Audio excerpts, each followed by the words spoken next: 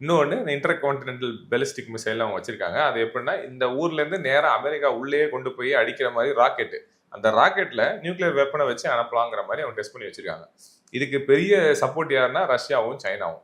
சைனாவுக்கு ஒரு பெரிய ப்ராப்ளம் என்னன்னா அப்பப்போ இந்த நியூக்ளியர் டெஸ்ட் பண்றாங்கல்ல, அது வந்து சைனாவை ரொம்ப எம்பாரஸ் பண்ணிடுது, ரொம்ப அசிங்கப்படுத்தி விட்டுருது. ஏன்னா இவங்க சப்போர்ட் பண்றாங்க, ஏங்க சொல்லாம கொள்ளாம அவங்க வெடிச்சுக்கிட்டே இருக்காங்க, கண்ணா அப்படின்னு மிசைல் டெஸ்ட் பண்றாங்கன்னு.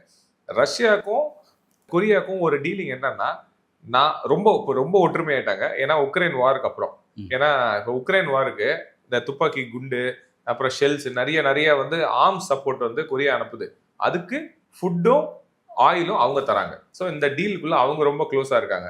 அதனால அவங்க 2 பேரும் இதா இருக்கு.